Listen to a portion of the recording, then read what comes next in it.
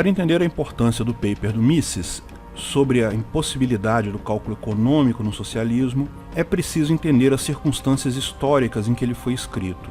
Hoje, todo mundo sabe que o comunismo não funciona.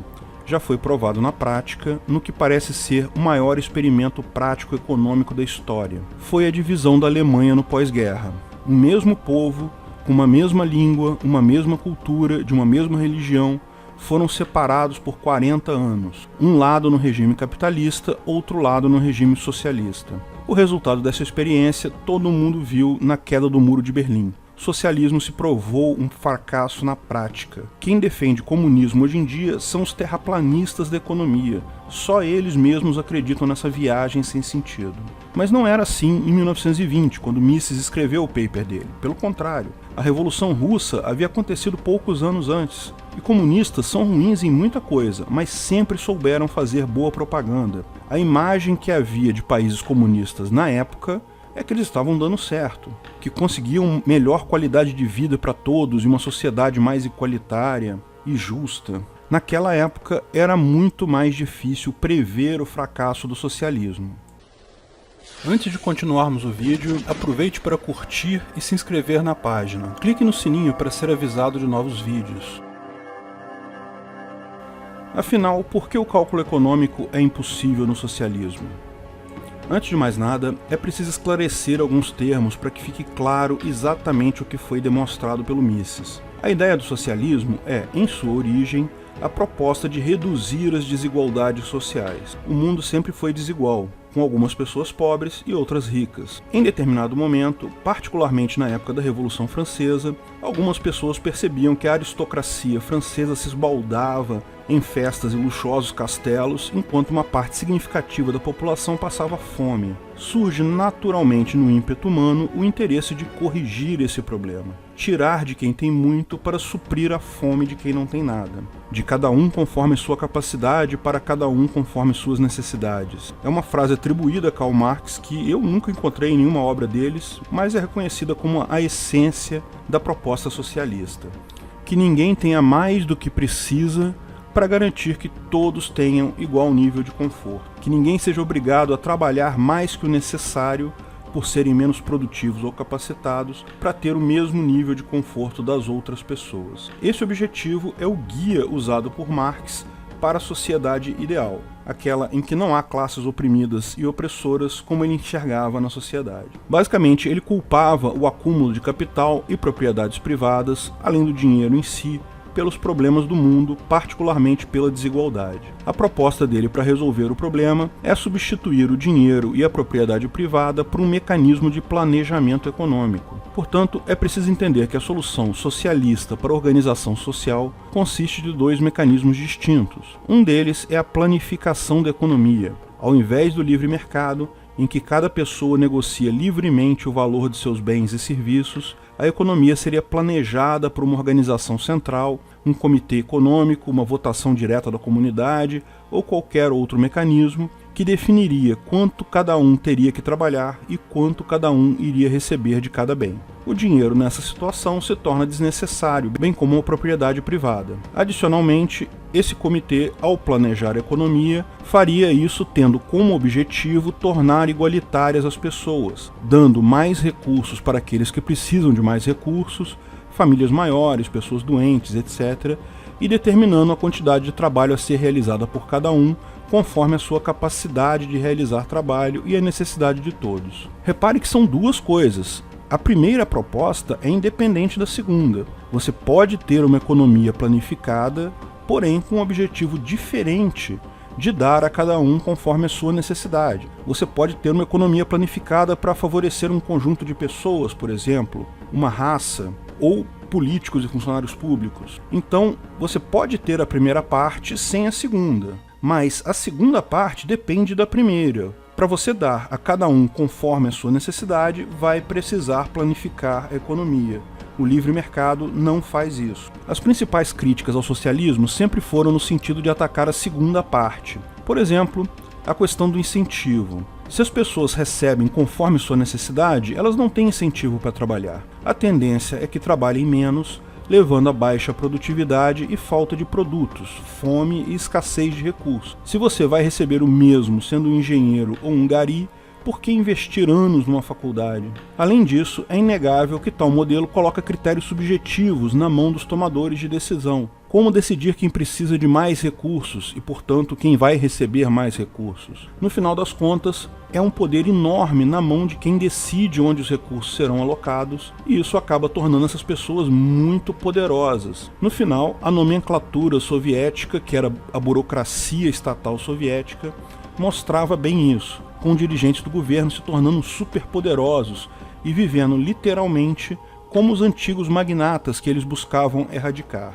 Essas críticas à segunda parte jamais foram refutadas de fato. A questão do incentivo permanece como uma crítica central ao comunismo, como explicamos no vídeo Meritocracia Existe? Mas Mises foi além. Ele mostrou que a primeira parte, meramente haver uma economia totalmente planificada, era impossível por si só, porque se torna totalmente inviável tomar decisões sobre alocações de recursos e fatores de produção. Seja qual for o objetivo da economia planificada, ela é impossível de planejar, impossível de funcionar, se englobar toda a economia. Veja que partes de uma economia podem ser planificadas, isso é um fato. Empresas são exatamente pequenas bolhas de planificação econômica dentro de um livre mercado. Mesmo que uma empresa compre insumos e venda produtos no livre mercado, dentro da empresa as decisões sobre o que produzir, quanto produzir, quem empregar, quanto pagar pelo trabalho, são tomadas por planejamento central, não pelo livre mercado. É o board de diretores que determina a alocação de recursos por departamento, diretores do departamento que decidem investimentos em suas áreas até chegar ao funcionário que vai cumprir ordens e trabalhar conforme o requerido. Até existem empresas que funcionam como um livre mercado encapsulado, tal como o Uber, iFood e outros aplicativos, que basicamente colocam pessoas em contato para realizar serviço em um livre mercado.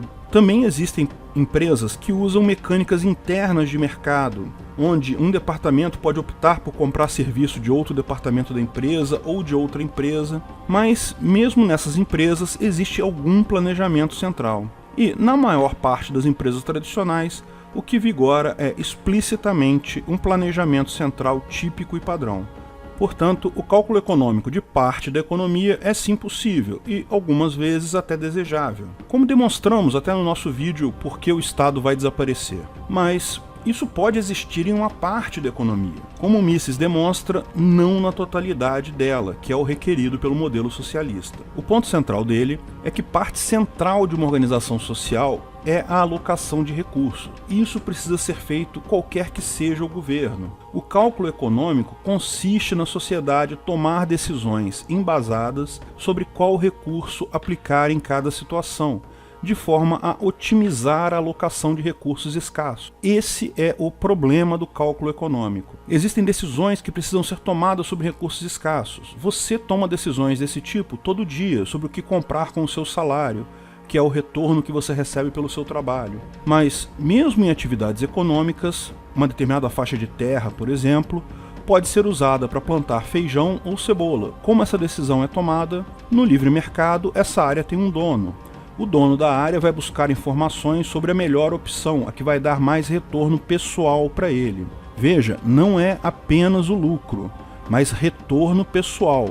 Por hipótese, ele pode não gostar de plantar feijão, gostar mais de plantar cebola. Portanto, mesmo fazendo as contas do lucro monetário, do quanto ele vai lucrar se plantar uma coisa ou outra, se ele chegar à conclusão de que o lucro com feijão seria só um pouquinho maior que o lucro com cebola, ele ainda pode escolher plantar cebola, porque ele prefere isso, é gosto pessoal dele. Mas se o lucro com feijão for muito maior que o lucro com cebola, bem, ele vai mudar de ideia. Não é só o gosto pessoal dele que importa também, é uma mistura das duas coisas, do retorno monetário com o retorno pessoal. Toda decisão econômica, como bem observa o Mises, tem um componente quantificável, o valor monetário daquela transação, mas também tem um valor não quantificável, um componente de gosto pessoal, de preferência pessoal. O proprietário da terra, no regime capitalista, vai tomar essa decisão e o fato dele usar aquela área para plantar uma coisa ou outra vai ter uma influência infinitesimal no preço dessas coisas no mercado, no preço do feijão e da cebola. Porque se ele escolher plantar uma coisa, vai ter um pouco mais de oferta no mercado de feijão ou de cebola, e com isso o preço daquele produto vai cair um pouquinho, infinitesimalmente, porque é só um produtor. E o preço do outro vai subir um pouquinho também, infinitesimalmente. Dessa forma, a decisão dele passa a influenciar outras pessoas, que podem alterar sua decisão com base nessa mudança. Ponto importante aqui é que o valor de algo para uma pessoa vai além do valor monetário. O exemplo que Mises usa é o da construção de uma barragem hidráulica para gerar energia elétrica, mas que irá destruir uma cachoeira muito bela que tem na região. Como você quantifica o valor da beleza da cachoeira? Não tem como. Não há como quantificar em reais, em dinheiro, o prejuízo das pessoas que não vão mais poder admirar a beleza da cachoeira naquela região. O resto todo você pode calcular, o custo da barragem, cimento, tijolos, o trabalho de engenheiros e pedreiros, o quanto ela vai trazer de lucro, o preço da eletricidade no mercado, mas a beleza perdida daquela cachoeira será sempre um valor subjetivo. Mas até aqui estamos falando de uma deficiência do sistema de preços do capitalismo para o livre mercado. A moeda, o valor em reais, mede apenas parte do valor de algo no momento da tomada da decisão, no momento do cálculo econômico. Agora, imagine decisões ainda mais complexas, que envolvem meios de produção. Você tem uma determinada quantidade de aço e precisa decidir se vai usar esse aço para construir uma ferrovia, para fazer talheres para dar para as pessoas, ou para fazer uma planta de extração de minério de ferro para ter mais aço no futuro. Repare que sempre vai haver algum fator subjetivo na decisão, mas agora essa decisão é extremamente complexa. Se você investir em uma nova planta de produção de minério, você vai ter mais aço no futuro, mas você continua sem ferrovia. Mises chama essa distinção de produtos em produtos de ordem inferior e produtos de ordem superior. Produtos de ordem inferior são aqueles que podem ser criados diretamente a partir de commodity. Você cria feijão ou cebola a partir de terra, semente, água, adubo e trabalho. É um processo relativamente simples, são poucos níveis de produtos usados. Uma decisão que, se for tomada agora, se não se mostrar uma boa decisão, pode ser mudada na próxima safra. Uma ferrovia, porém, ou uma planta de extração de minério de ferro, é um produto de ordem superior. Você precisa de minas de extração de ferro, usinas de produção de aço, minas de carvão, um planejamento de longo prazo que envolve milhões de insumos básicos, dos mais diversos tipos, um número de horas de trabalho de um sem número de pessoas em várias profissões. Nem precisa ir tão longe, um lápis é um produto de ordem superior também. Tem um vídeo do Friedman falando sobre o lápis que é bem legal. Apesar do valor monetário não representar o valor total de um bem, ele fornece toda a base para o cálculo do valor monetário daquele bem, restando apenas na última decisão de construção incorporar o valor subjetivo. Ao tomar a decisão sobre a ferrovia, o administrador sabe os insumos que ele precisa diretamente. Esses insumos são formados por milhares de outros insumos numa cadeia enorme que pode incluir até retroalimentação. Mas ele não precisa calcular tudo isso, porque esses insumos têm um preço no mercado. Ele só precisa ver o preço deles no mercado, o retorno financeiro que vai ter com aquele produto, para estabelecer toda a parte monetária da decisão. Claro, ainda precisa ser levado em conta o fator subjetivo, mas ele só precisa se preocupar aqui com o fator subjetivo da decisão dele. Todos os milhares de fatores subjetivos das decisões que foram tomadas ao longo de toda a cadeia de produção para chegar nos insumos diretos que ele precisa, já foram calculados pelo mercado, já estão nos preços desses insumos. Essa é a vantagem do capitalismo. Um planejador no capitalismo, ao fazer o cálculo econômico, ele pode calcular todos os custos com base nos valores de mercado e só na última decisão ele vai incluir a subjetividade dele na decisão final. Mas lembre-se, para termos preços, para termos os valores monetários para o nosso cálculo de valor total, é preciso um livre mercado. É preciso que produtores possam oferecer seus produtos a quem quiser comprá-los, é preciso haver uma moeda, dinheiro, um meio de troca para permitir o cálculo de valor monetário e a troca universal de produto. Dessa forma, em uma sociedade como a que vivemos hoje, embora não exista um livre mercado, mas sim um mercado regulado, ainda existem preços, tanto de commodities ou insumos, como preços de produtos de ordem inferior e também preços de produtos de ordem superior. Você pode calcular todos os aspectos de uma decisão, aplicando no final apenas o valor subjetivo seu associado a essa decisão. Lembre-se que a decisão de consumir um bem também cabe nessa lógica. Você tem um custo de duas opções de comida, por exemplo, 2 pratos distintos. Você pode comer feijoada ou um egg cheeseburger. Você sabe o preço dessas opções. Você só precisa aplicar a sua subjetividade sobre esses pratos na hora de decidir qual deles você vai comer. Ou se não vai comer nenhum deles e fazer dieta hoje. Mas até aqui estamos explicando o sistema de preços e decisões, o cálculo econômico no capitalismo. Agora vamos transportar isso para uma sociedade planificada, com um planejamento central econômico sobre o que cada um vai fazer e quanto cada um vai receber de recursos. É fácil ver que calcular quanto de cada produto deve ser produzido para atender a necessidade de cada pessoa é possível teoricamente, embora seja uma tarefa absolutamente complexa, porque não se trata apenas de distribuir o que é produzido para quem vai consumir. Não se trata apenas de produtos de ordem inferior. É preciso considerar o planejamento futuro, os fatores de produção em si, para os produtos de ordem superior. É preciso gastar o aço fazendo ferrovia que vai levar bens para uma cidade, fazendo uma outra planta de extração de minério de ferro para ter mais aço no futuro, ou usar o aço em talheres para a população consumir. Você tem que construir máquinas para criar produtos de ordem superior.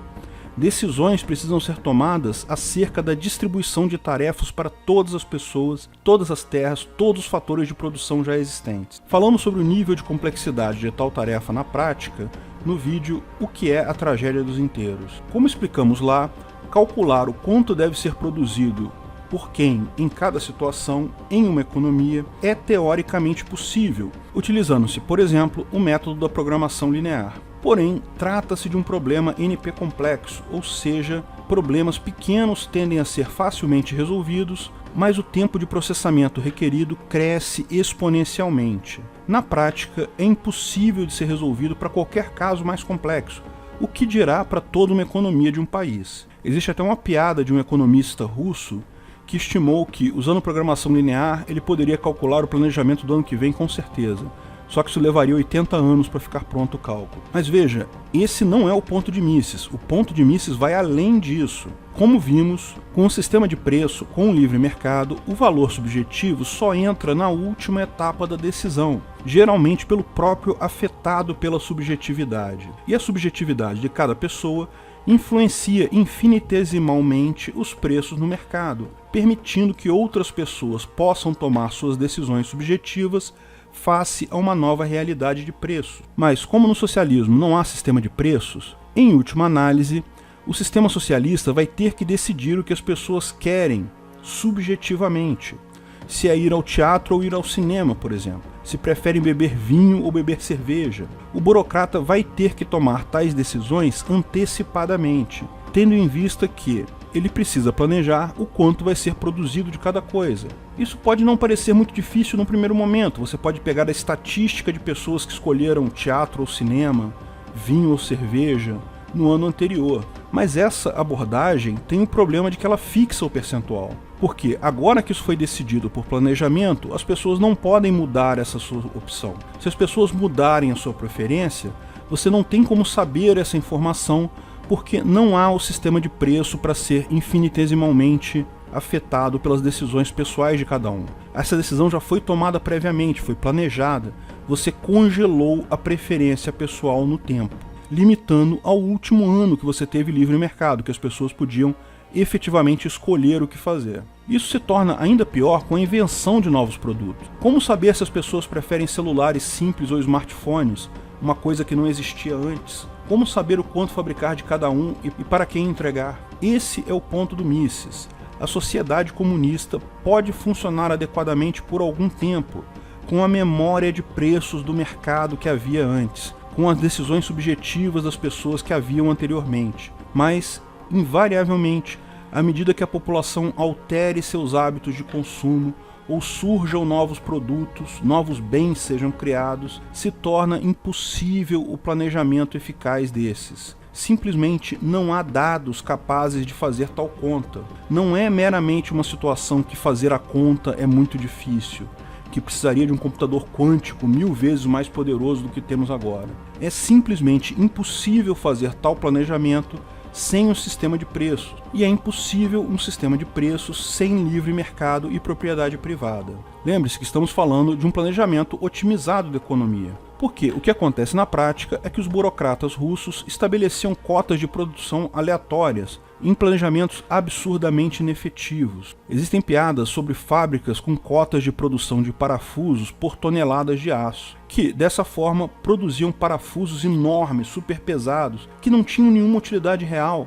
Isso acontecia rotineiramente na União Soviética. É de se imaginar que os burocratas russos fossem capazes de inventar um planejamento qualquer todos os anos. A questão aqui é que é impossível que tal planejamento seja eficiente. O planejamento aleatório feito de fato pelos burocratas não produz as coisas que as pessoas realmente querem consumir, porque mesmo que fossem bem intencionados, mesmo que tivessem computadores absurdamente potentes, não haveria dados necessários para fazer esse planejamento, porque não há como incorporar a preferência pessoal nesse caso. O cálculo econômico é impossível no socialismo. Não há como calcular de forma ótima um planejamento central para toda uma economia.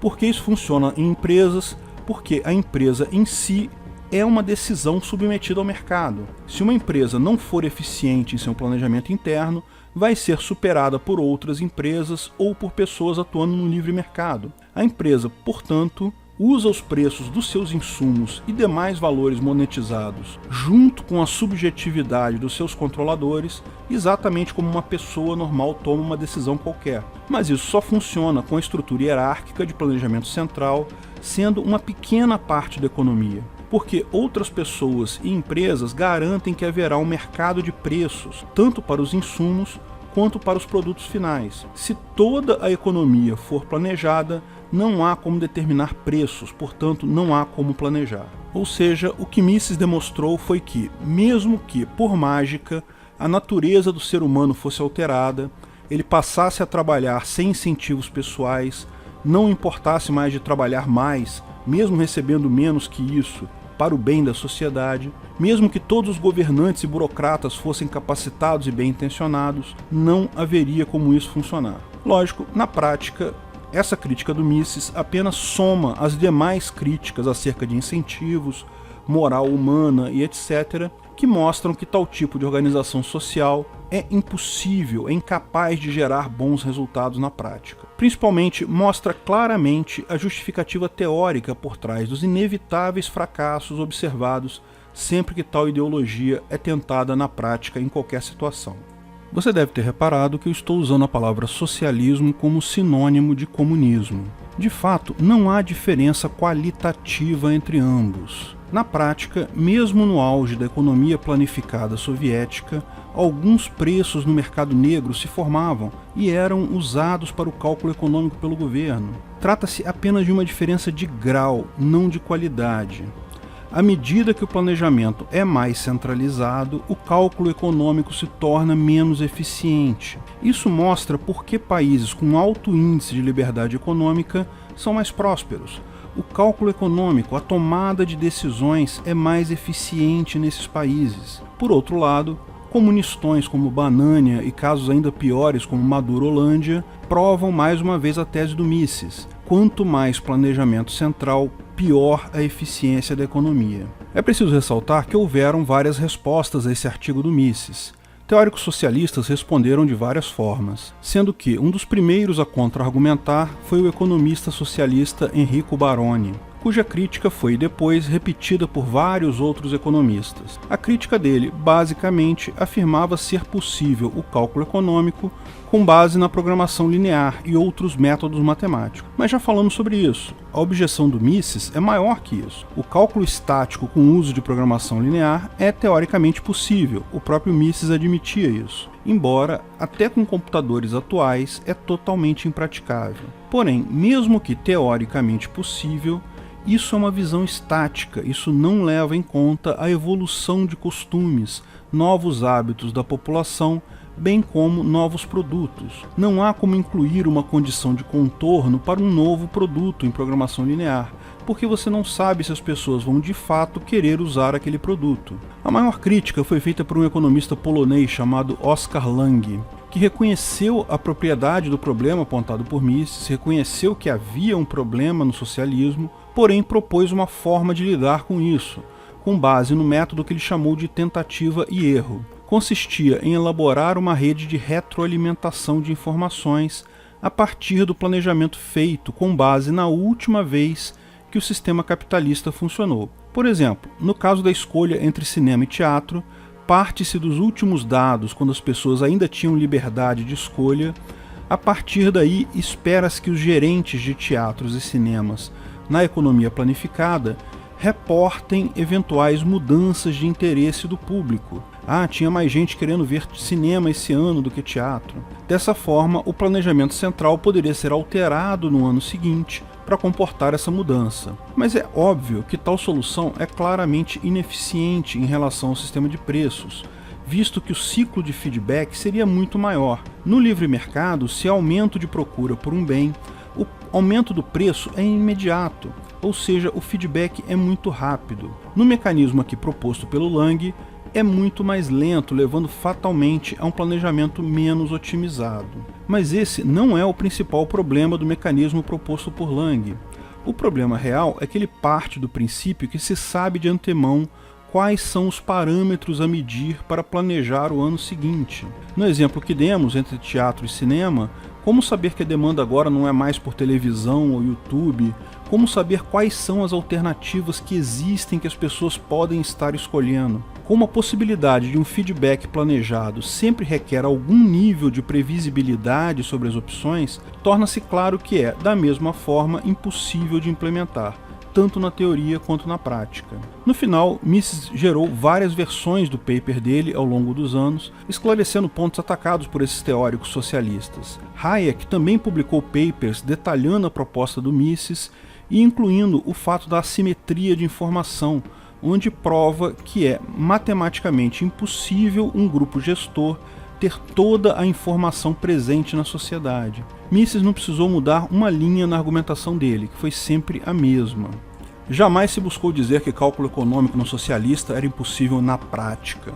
Ele é impossível em teoria também, e esse é o ponto central. As soluções propostas com base em programação linear, cálculo estático, por acaso são impossíveis na prática também, mas esse nunca foi o ponto central do argumento. De qualquer forma, teóricos socialistas buscaram espantalhos para combater esse argumento do Mises até a década de 1980. Curiosamente, quando a União Soviética se desmanchou economicamente nessa década, com a queda do Muro de Berlim e o acesso que o resto do mundo passou a ter sobre as informações sobre como as coisas efetivamente funcionavam na União Soviética, a discussão acabou. Mises acertou todas as previsões dele. Economistas soviéticos usavam o preço de mercado do Ocidente para fazer seu planejamento, porque era melhor que qualquer mecanismo aritmético que eles pudessem efetivamente usar. A soma de mudanças de hábitos, novos produtos e tecnologia transformaram a indústria soviética em sucata imprestável. Do meu ponto de vista, Mises só faltou deixar claro que,